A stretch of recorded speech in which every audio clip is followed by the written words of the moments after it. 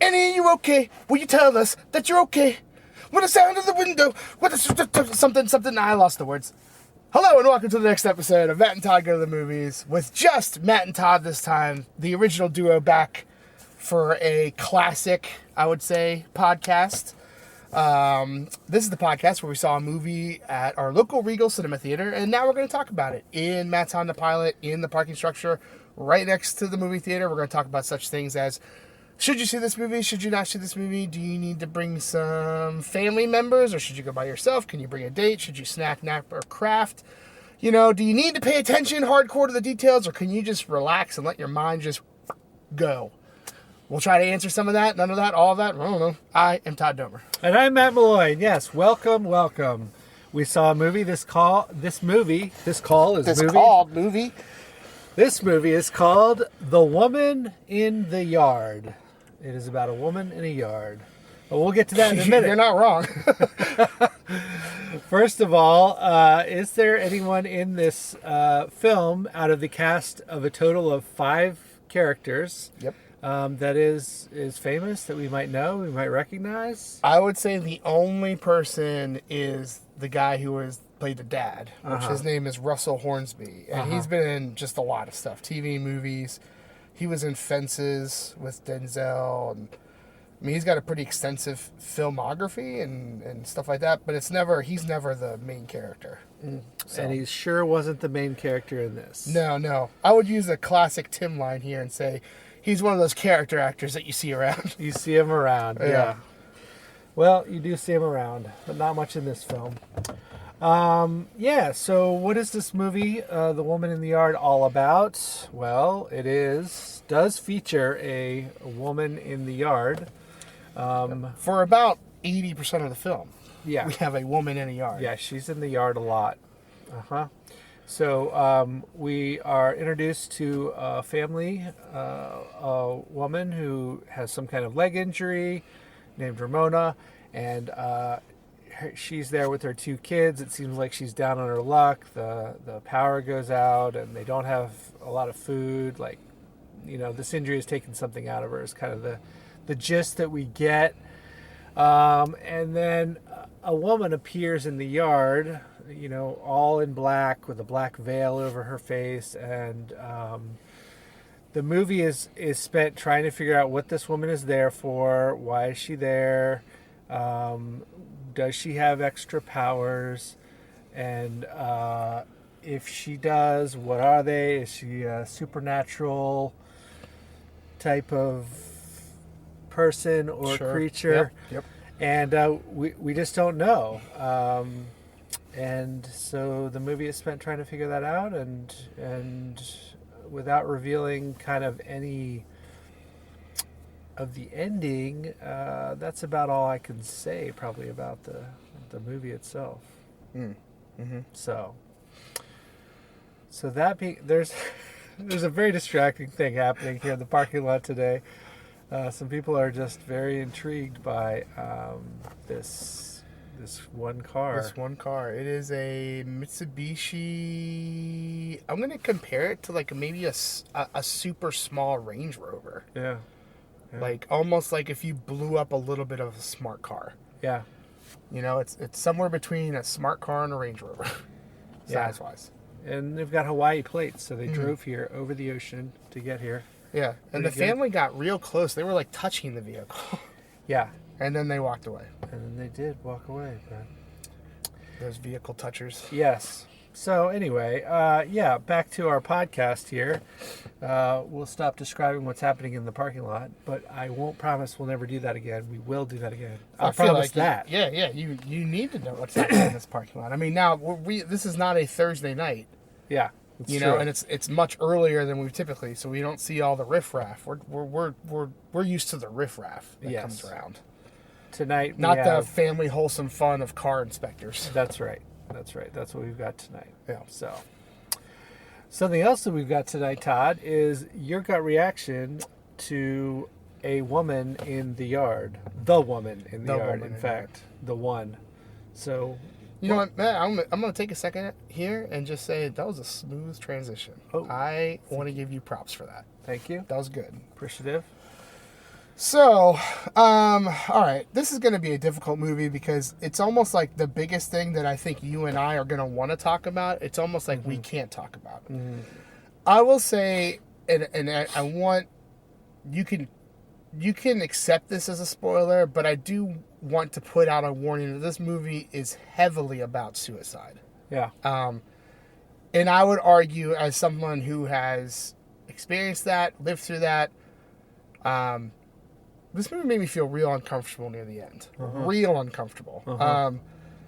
Yeah, so without even going into details, just talking about the movie in general, I had a really hard time with this movie because I felt like most decisions in this movie were very, very dumb and hard to get behind.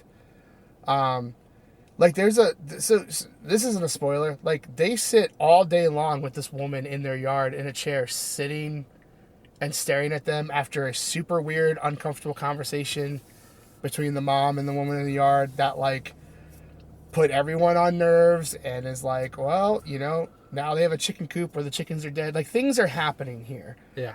And every decision this mom and almost anyone makes in this movie is so bad that it took me out of the movie, because I'm like at one point I'm like, okay, why aren't we just like walking out there and booting the woman out of the chair and just like really going hog wild here? Like, maybe it wouldn't have worked out because maybe she's supernatural, maybe she's not, but we don't know that. Like, yeah. And I just kept thinking to myself, it's just a woman in a chair. Like, let's right. Let's take care of this. Like, and I don't mean that as like it's just a woman, but I'm like, even if it was a man in a chair, I'm like, it's just a person in a chair, like, right, with a veil over their face, saying very creepy things. I get you. But if I was a parent, and I am a parent, so I'll answer this confidently. Yes. If I was in a house and someone sat in my front yard staring at my house all day with a veil on, and every time I went out there, you know, I'd get skeptic, weird responses, and I see my animals start dying, I'm putting that person 6 feet under, like, and I'll deal with the consequences later. Like,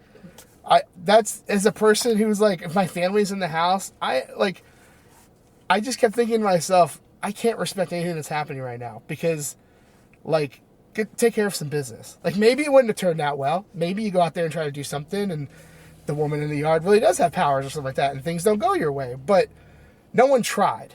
Like, that's my problem. Like, no one tried. The son got close at one point in the movie to doing something, and then allowed himself to be distracted very easily right, from the menace that was happening. And so, with just now, I think if this movie was better, and it didn't make me feel so weird about the suicide kind of angle and stuff like that, I thought there was a pretty interesting concept here. Like, I thought that they were building a very interesting story.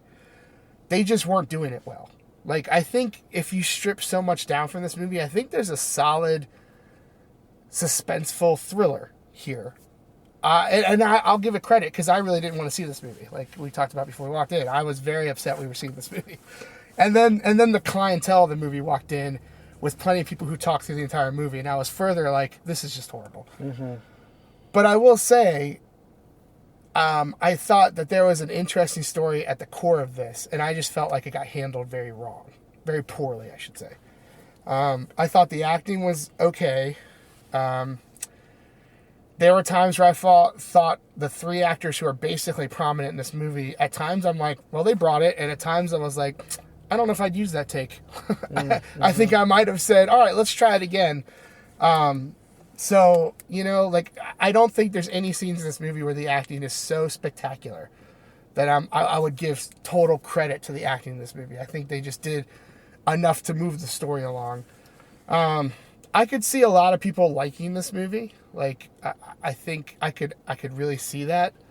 But I just really thought it tied so heavily to suicide, and I just really thought that was an irresponsible story to tell. Like, when you use, in this movie, if it didn't go so hardcore in the paint for suicide, I wouldn't have this problem. But don't use suicide as a thriller. Like, don't use suicide as a story device because you want to sell a movie. That's what I felt like what was happening here. And, like, right after the credits, you get the suicide hotline stuff. And I was like, okay, thanks for throwing that in, but this movie, and I don't like to use these terms very loosely, this movie could very easily trigger a lot of people. And at the end of the day, you're just making a movie for profit and fun. Like, and I just don't think you could have told this story and the very interesting concept of the story a different way, where that didn't need to be used as a story device and a plot device. And it made me feel uncomfortable. Some movies do it well, and they really paint a picture of how bad suicide can be and stuff like that. But then when it's in this movie where you don't know if supernatural things are happening, you have a kind of ambiguous ending, and you're just kind of like, what was the point? You could have easily told the story without having that aspect in it. And that's what's going to land for me. Like, I think there was a lot of promise here. More promise than I ever thought, because I wasn't the biggest fan of the trailers in this movie. I was like, this movie looks real dumb. So it had a lot more than I thought, which I was like, bravo to you. They just didn't do it well enough with what they had, is kind of where I'm going to land. And I'm going to say, in general, I don't want to support this movie for people to see in it. Like, I feel bad saying that, because there's probably a lot of people who worked on this movie who had nothing to do with the story or anything like that. And I don't want to downplay their craft, but I would not feel comfortable saying, go see this movie. Like, I don't think it does anything to further suicide prevention or suicide help. It just capitalizes on that hot topic right now. And I don't like that. That's irresponsible, I think. So that's where I'm going to land. Matt? Okay. Well, I think that this movie in general doesn't do very many things good. I would agree with you that they don't do a good enough job of telling the story. If you want to tell a story and leave it open to interpretation, okay.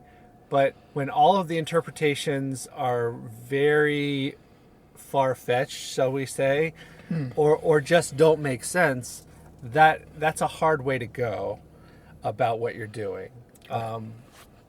So agree with you on the suicide awkwardness.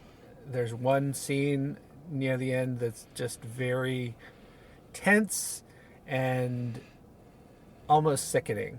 And I'm sure that's what they were going for.